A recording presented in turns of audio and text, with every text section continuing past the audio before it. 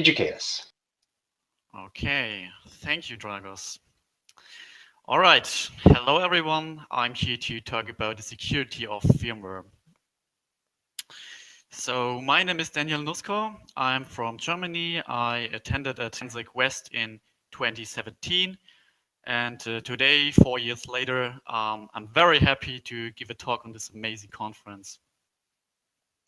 A few words about me. I'm working as a freelancer. I'm a penetration tester. So my job is to discover vulnerabilities, incorporate networks and applications. I have a special interest in IoT security. That's why I'm here today. I conducted a large-scale static analysis of IoT firmware, and that's my topic for today. Why are IoT devices interesting, and especially why should we care about the security of them? Well, today we have more and more connected devices. For example, we have industrial control systems to control machines. We have solar power plants or wind turbines, and all these devices are connected to our network. But we have also a lot of consumer devices. Let's say a smart home system, which we can control by our smartphone. We have smart speakers that are connected to our Wi-Fi, and also some regular devices like a router or a security camera, or let's say a VoIP phone, and so on and so on. So you see, IoT devices are more and more common and widespread. Today we have about 36 billion devices worldwide. The number of devices rises from year to year. So in 2025, we expect to have more than 75 billion IoT devices. A lot of them are connected to the internet. So what does this mean? Let's take a look in the past. In 2016, we had about 18 billion devices. In the same year, the Mirai botnet compromised about 600,000 IoT devices. These devices were responsible for large distributed denial of service attacks. For example, one of these attacks hit the internet service provider of Liberia. And the attack was so heavy that the internet connectivity of the whole country was temporarily interrupted. So according to the statistics, we will have 4 times as much devices in 2025 as in 2016. Additionally, you have to know that the Mirai botnet just used a simple list of default credentials to get access to the devices. And I assume that much more devices can be compromised by using publicly available exploits. So we have more and more devices. All of these devices are connected to our network. All of them have interfaces to manage them. For example, web interface. Some of them provide other network services, which all pose an attack surface. The S in IoT stands for security. So what are the reasons for bad product security in IoT devices? Well, these devices are often produced as cheap as possible. There is a hard competition between the vendors, and product security costs money and is not the vendor's first priority. In addition, these devices are very diverse and individual. Not only the hardware, but also the software. A lot of software components are developed by the vendor itself, which increases the risks of these flaws compared to well-known and standardized components. And IoT devices have a short life cycle. I will come to that point later at the end of my talk.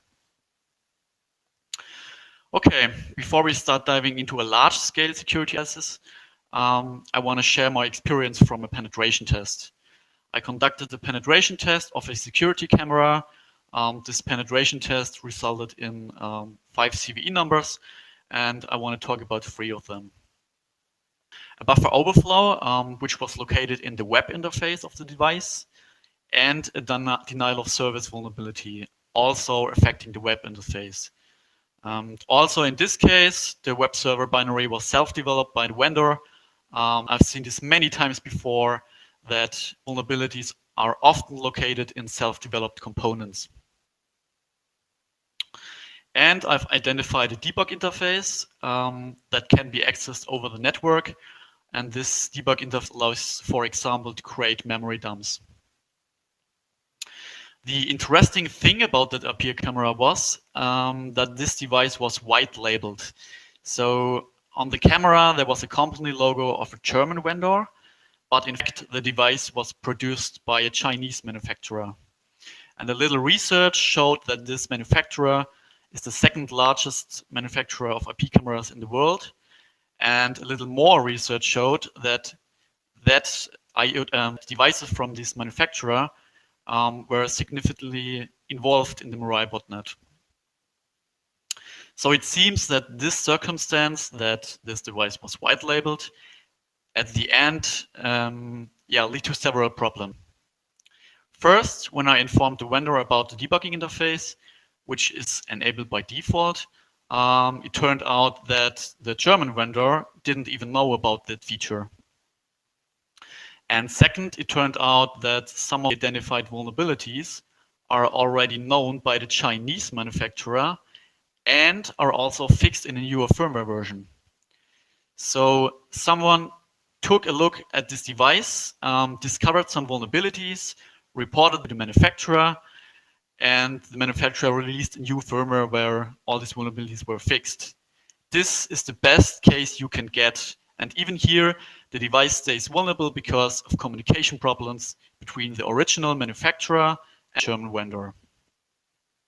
The vendor didn't even know about the new firmware and shipped their products with the old and vulnerable version. So this example shows that there can be many, many different reasons that lead to bad product security, not only programming mistakes. Okay, since we cannot rely on the product security itself, we have to evaluate the security of these devices. Therefore, we can use several approaches. We can perform a penetration test. Here we look at the device while it's in operation. For that, of course, we need the physical device itself. And here we can analyze the device and its firmware in depth. We get very, very accurate results because we avoid false positives by verifying the vulnerability directly on the device. But this does simply not scale. So this is not practical for a large-scale analysis. We also have the possibility to emulate the firmware. We can use QEMU for that purpose, but this is hard to apply because the hardware of IoT devices is very diverse. Usually, if you try to dynamically execute a firmware, it is checked if the peripherals are connected and working. The device may have a sensor that collects data, or a camera, or a physical button, which we don't have when we emulate them. There also have been attempts to emulate only single parts of the firmware. For example, emulating only the web interface. And this approach allows to run common vulnerability scanners on the web interface, for example, although the device is not physically present. But the setup is really complex, and it's very difficult to automate this process for large-scale analysis. This is the reason why I chose a static analysis. In this approach, we unpack the file system and the binaries of the firmware to analyze them. And of course, this approach is much more limited because we don't have the device up and running and cannot communicate with the network services of the device. But it's scalable, and the whole process can be automated to analyze a large amount of firmware images. The aim of this research was to obtain a high-level overview about the security of many, many different device types and different manufacturers. Therefore, a large number of firmware files from different manufacturers and also different of devices were collected. And due to the large number of firmware files, it was necessary to fully automate the process of unpacking and analysis. So at the end, every firmware file was analyzed with regard to several topics. First of all, the name and version information of common binaries and system libraries have been identified. So in the first step, the file type was identified, and in case of an executable file, like an ELF file, printable strings were extracted. And after that, these strings were analyzed using regular expressions for typical version information. So the name of typical software components, like OpenSSL or BusyBox or OpenSSH, along with their numerical software version, was extracted from the binary. And in this way, it was identified which software has been used and in which version.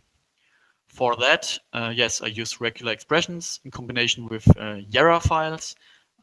Yara is a signature format which was originally developed for malware detection and was used for antivirus software.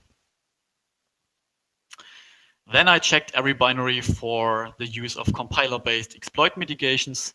To give an example, when compiling a program with GCC, you can set different flags to enable exploit mitigation mechanisms like stack smashing protection or NX protection. And these make exploitation of overflows much more difficult. Another aspect of this analysis was the identification of default user accounts.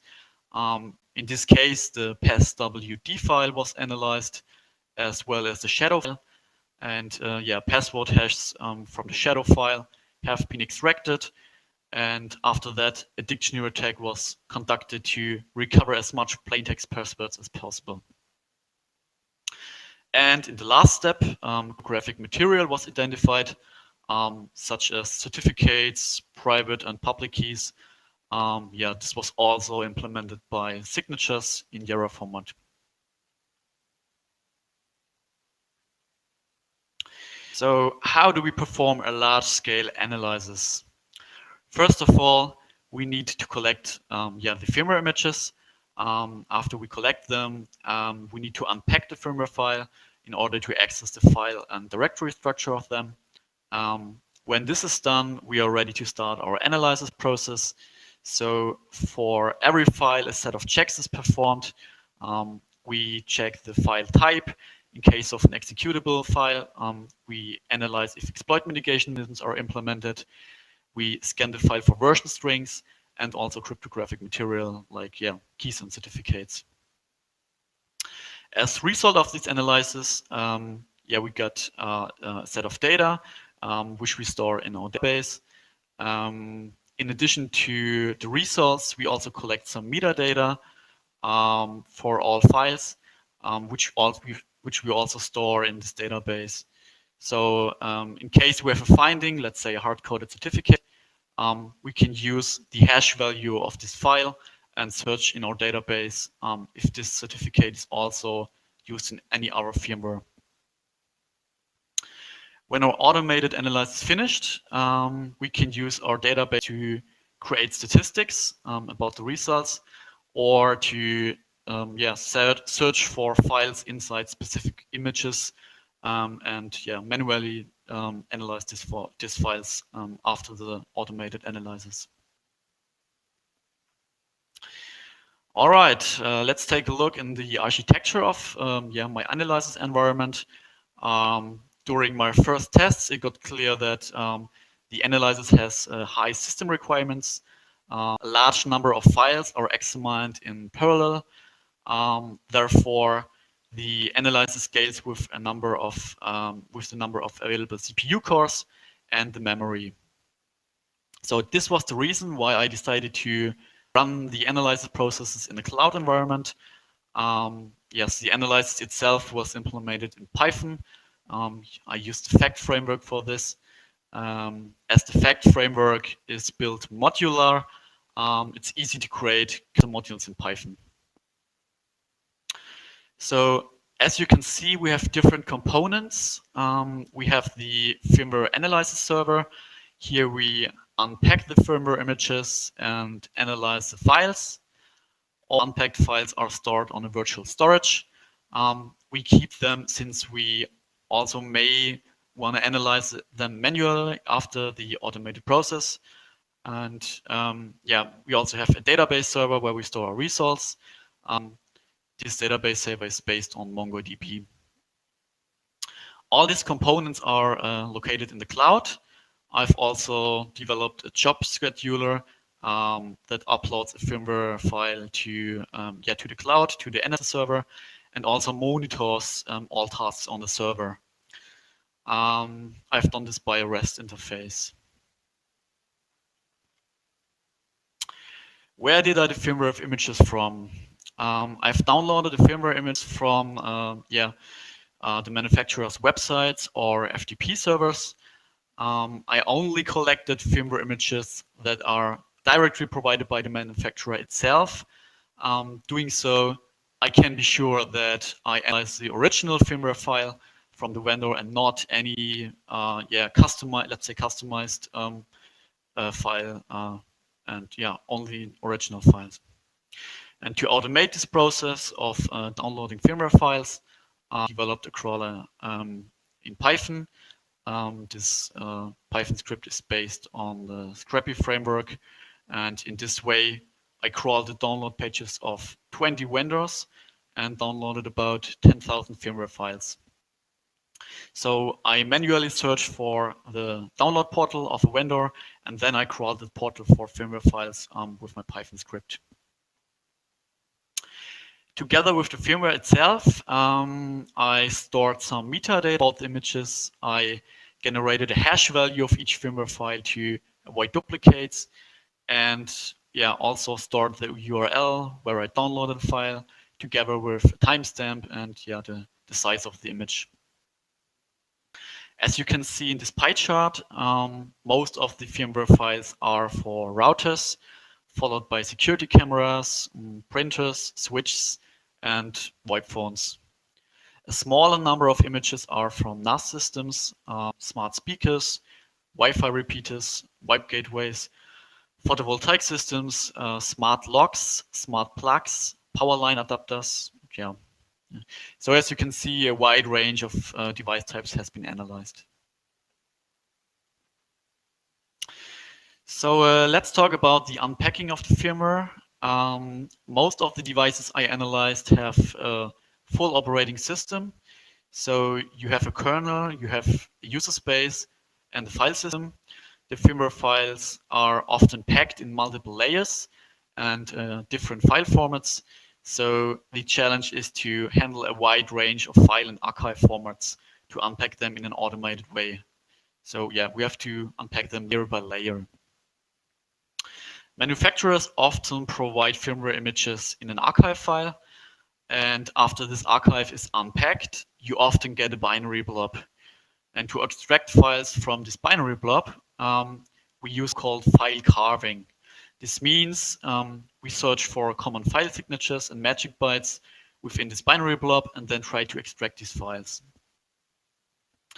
One very good tool to do this is Binborg, which I also used in this case. Binborg is a well-known tool which is very popular for reverse engineering of firmware. Okay, let's take a look on the results of this analysis and with some general observations. The results show that the majority of the analyzed firmware images are based on a Linux kernel. So 88% of all firmware files, Linux kernel was identified. And yes, with about 6% ThreadX is used, which is a proprietary operating system, often used for consumer electronics. In 2% of the firmware files, OpenWRT is used. This is a Linux-based operating system used for routers. Then we have a very small number of devices which use VxWorks, WinRiver Linux, and also OS. On the right side, we see statistics about the identified CPU architecture. So most of the devices are based on MIPS and ARM processors. This is very common for IoT devices. But we have also some architectures that are not that common, like M68K from Motorola or Super H, which is the microcontroller from Hitachi.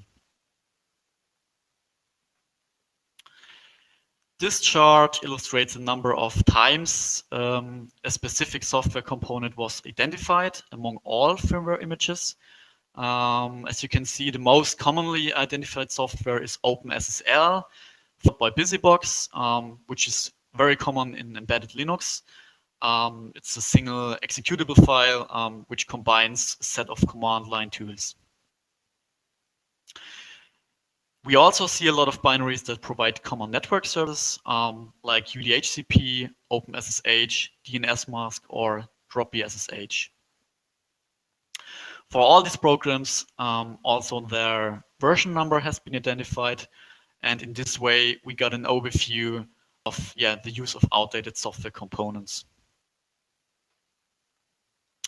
Okay, here you can see the version landscape of OpenSSL as an example.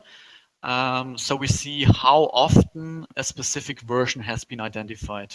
Actually, this is not a complete list. The complete list would be much too long. These are only the most frequently used versions.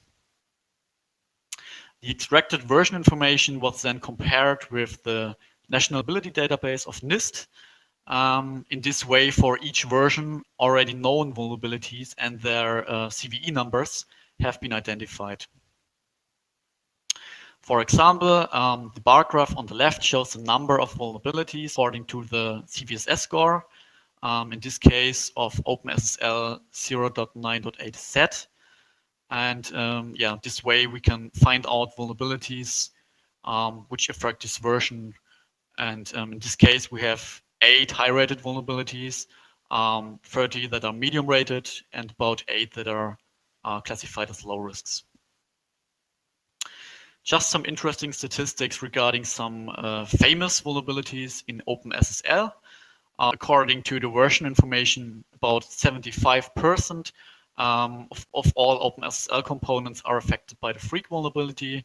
About 50% are affected by Poodle, and about 6% by Heartbleed.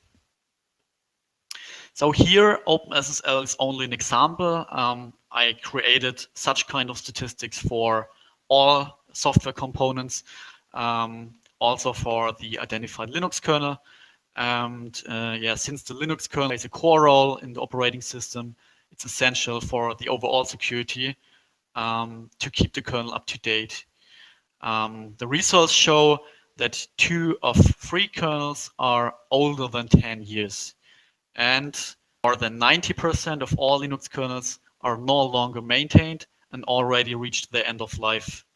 And the oldest Linux kernel I found was from 1997. I also did some manual research and compared the release dates of some devices with the kernel version. And it turned out that at product launch of some enterprise VoIP phones, a kernel version was in use that was already 10 years old. So even current high-end phones, which are explicitly dedicated to the enterprise market, are sold with outdated software and outdated kernels. So let's take a look on binary hardening statistics. All ELF executables and libraries are checked for the use of common exploit mitigation mechanisms. And here you can see the results. When compiling your program with GCC, NX, so the no execution bit, is set by default. I think this explains why 90% of all analyzed binaries make use of NX. As far as I know, all other protection mechanisms like stack canaries, RelRow, and Fortify source must be explicitly enabled during compilation. I think this is the reason why they are not that present in most of the executable files. So if you're writing firmware, please make use of these features.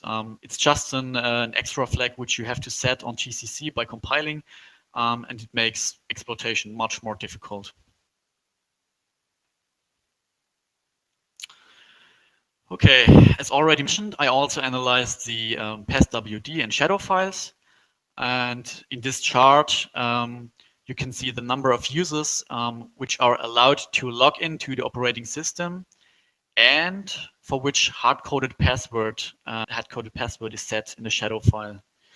So all of these users can be used to log into the device.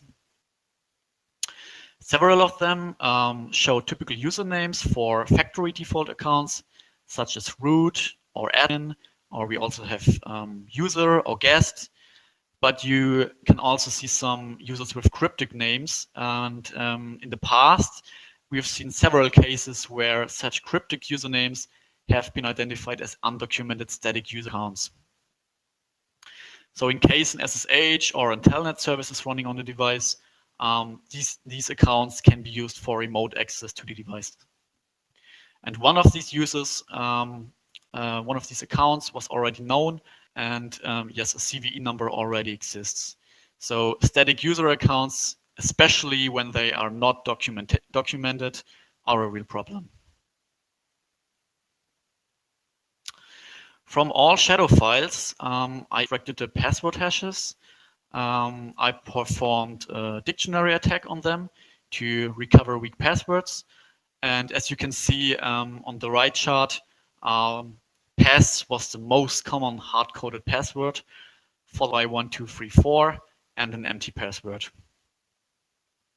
All in all, 68% of all hard-coded passwords have been recovered. The Mirai botnet used a total of 62 predefined combinations of factory default user and passwords. 12 of them were also identified here. Please keep in mind that these are the results of a static analysis. We don't even know if there's a service running that allows it to log in. And in addition, we cannot know what happens at runtime. So yeah, this is a picture of the device software which we shot before the first boot.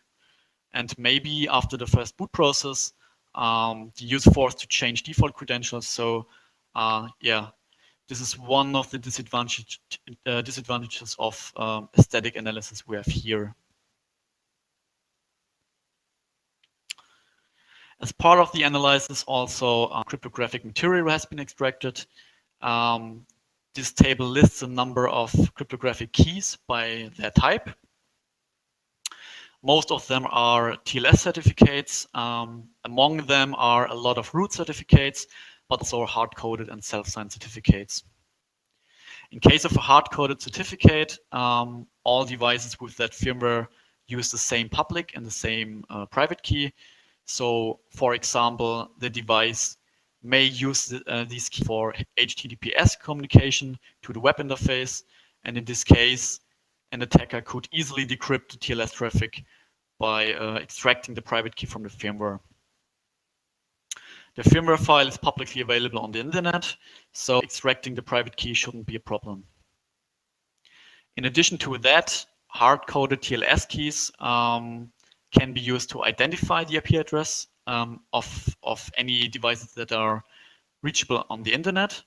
On the right, you can see an example where I used Shodan to search for IoT devices by the fingerprint of a certificate.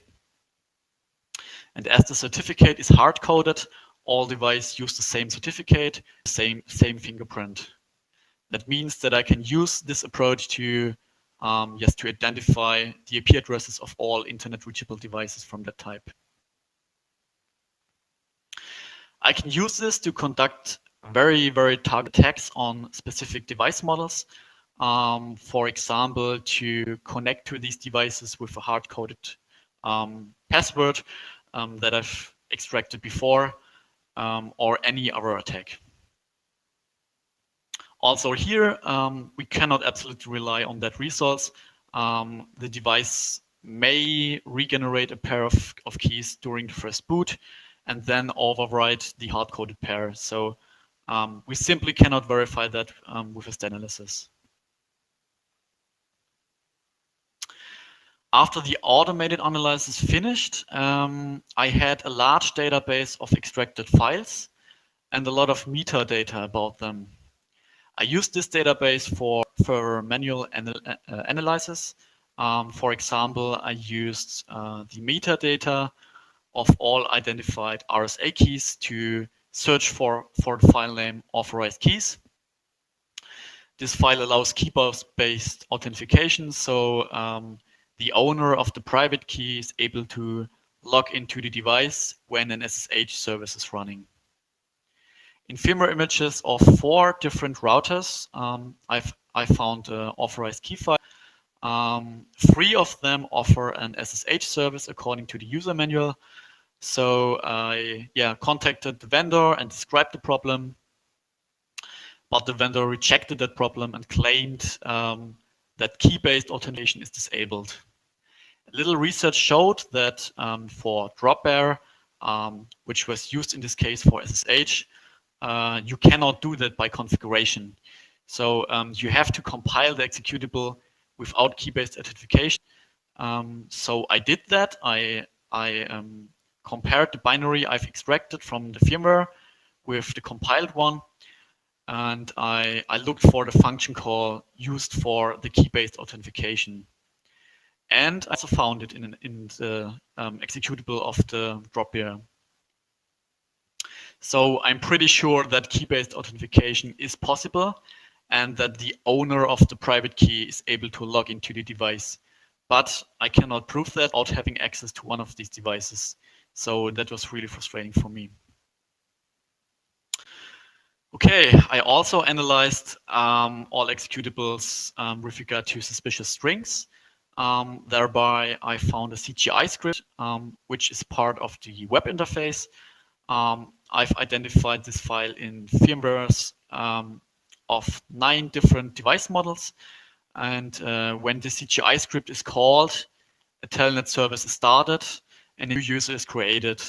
The script was identified in different versions. In a newer version, SSH service is started instead of telnet.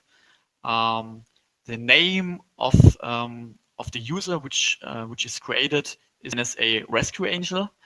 All of the affected products are network attached storage systems, and most of them are from the vendor's product line called NSA. So I think that leads to the use of NSA Rescue Angel. I reported that to the vendor, and the vendor confirmed the backdoor and stated that this was used for the purpose of remote troubleshooting. For 4 of the devices, a new firmware version was released. The other 5 products will not receive a security patch as the support period already ended for them. And this is due to the short product life cycle of devices. So in this case, the device will stay vulnerable forever.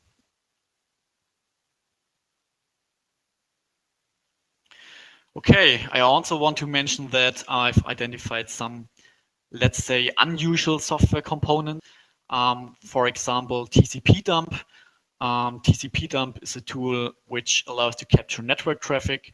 I found that tool in 500 firmware images of 8 different vendors, mainly in field of routers and VoIP phones.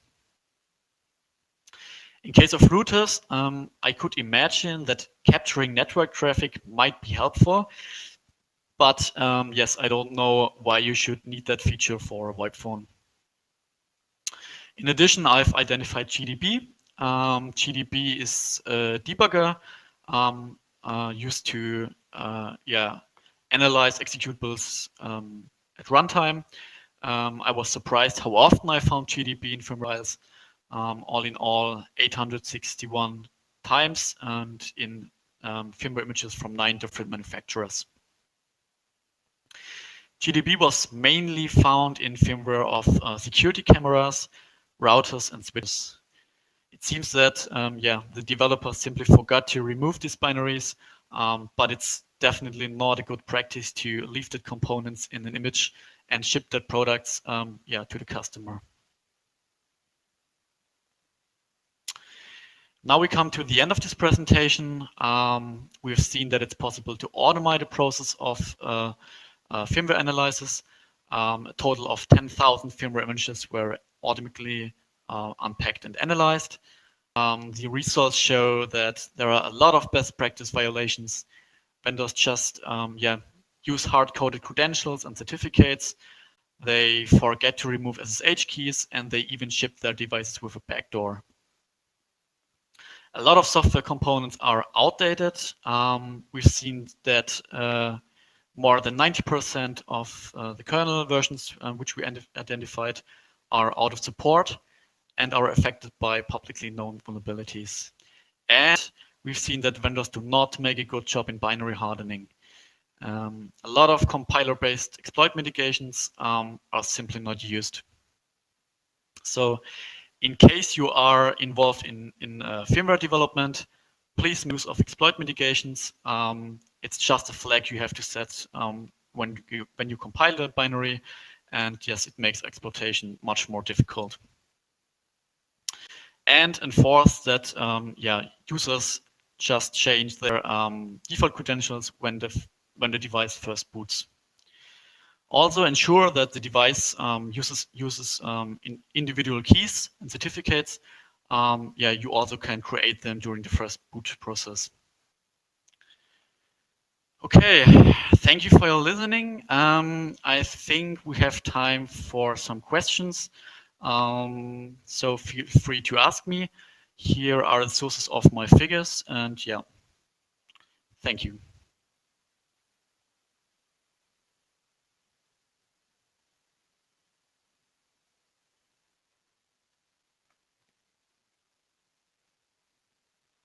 So the question is, are hard-coded passwords still an issue?